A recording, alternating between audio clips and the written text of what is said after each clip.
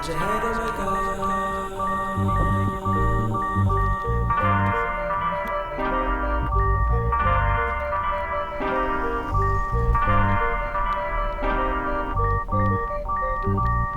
I see so many people lost who really try to pretend. But am I just another white boy who's caught on to the trend? When I take a step to the mic, is hip-hop closer to the end? Cause when I go to shows, the majority have whites.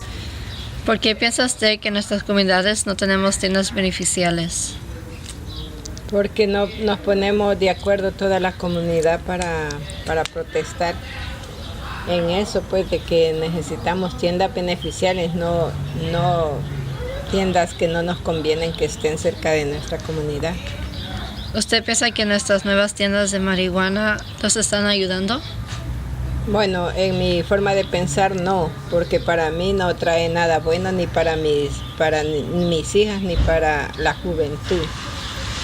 ¿Usted piensa que debemos de poner nuevas tiendas en vez de nuevas licores? Claro que sí, hay que ver el bienestar para nosotros, tanto como para la economía, como para el bienestar de nosotros, comprarnos ropa bonita, barata, así como fallas paredes. Ok. ¿Qué tipo de tienda le gustaría ver a usted más en nuestras comunidades? La ropa a mí me gusta así como la que venden en el Ross, Target,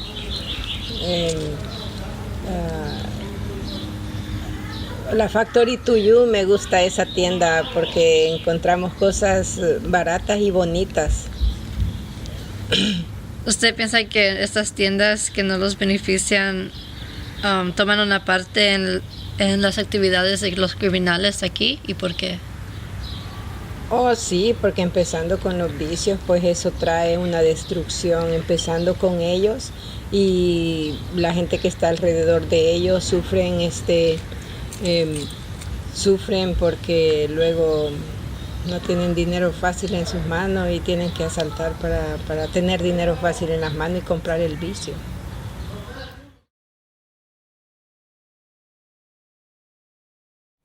To answer that question, we have to really look at history.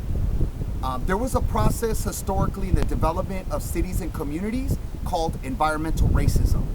And what that was that low-income communities within a city, when the urban planners and city developers were beginning to develop a community, they knew that they needed an area to put more industry, industrial type of things, polluting type of entities, recycling plants. They knew that the low-income members of the community were going to live next to those spaces because they were trying to free up an area within a community which was going to be more middle class, more upper class, where there was going to be more parks, there was going to be more trees, there was going to be more green space. So low-income communities historically and now have these polluting entities in their community. Freeways are built through those communities, right? So when we get to like things like shops, so we're talking about an overrepresentation of fast food restaurants. We're talking about an overrepresentation of marijuana dispensaries, right? An overrepresentation of unhealthy potential products in our community. So that doesn't happen just by choice.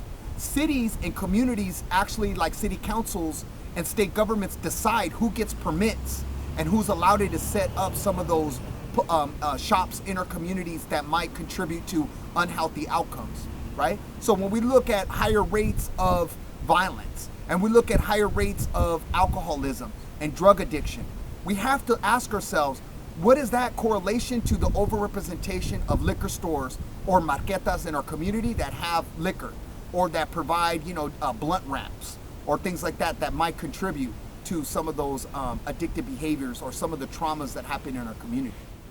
So if we really look at Los Angeles, right, and we look at the mid-city community by where West Adams is, right, and we take a snapshot of what's around that school and the families there. So they're low income, primarily immigrant Latino type of community that's there around the school. If you look across the way, you've got Burger King, you've got Rite Aid, you've got the walking distance liquor stores, right?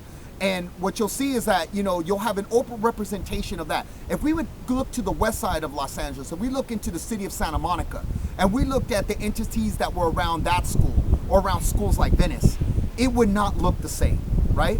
Both communities have tax-paying residents of LA.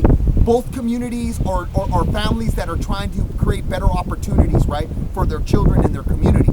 But what you see there is you see two differences. You see income differences. So in the city of Santa Monica, you have like the median income between $80,000 and $120,000 a year, right? You see a high school that almost looks like a college, right? And you see it's literally like 8 blocks away from the beach, versus West Adams, which is in mid-city Los Angeles near downtown. You see like a median income anywhere between $35,000 to $55,000.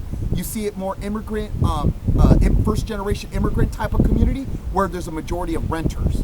So what ends up happening is that we have to ask ourselves, the reason why there's shops in low-income communities that might not be beneficial or that aren't providing healthy entities or healthy opportunities and options for our communities is because there is a racial and economic divide that happens for them. And that goes back into history. That's where the history of environmental racism comes into play, because there was laws on the books that state that in Santa Monica, there has to be a limit on how many fast food, how many liquor stores, how many marijuana dispensaries are going to be in that community, because those communities are want to be aware of those entities in their community because they know that there's going to be a health impact to that. Versus in low-income communities, urban planners and city developers will just go in because the permits and the policies allow them to do so, thinking that communities aren't going to organize and push back and say, no, we don't want that for our community. Rappers' albums really get the most spins. The face of hip-hop has changed a lot since Eminem, and if he's taken away black artists' profits, I look just like him. Claim the culture that wasn't mine, the way of the American. Hip-hop is gentrified, and where will all the people live? It's like the Central District, Beacon Hill to the South End, being pushed further away because of what white people did. Now, where's my place in the music that's been taken by my race? Cultural appropriated by the white face, and we don't want to admit that this is existence. Still scared to acknowledge the benefits of our white privilege, cause it's human nature to want to be part of something different, especially when your ancestors are European Christians. And most whites don't want to acknowledge this is occurring, cause we got the best deal, the music without the burden of being black in a system that really wants you to rock. Cause all you need is a program and you can go and make hip-hop. And we hate the mainstream, cause we're the ones that took it. Now we listen to A$AP Rock and wear t-shirts that say Brooklyn.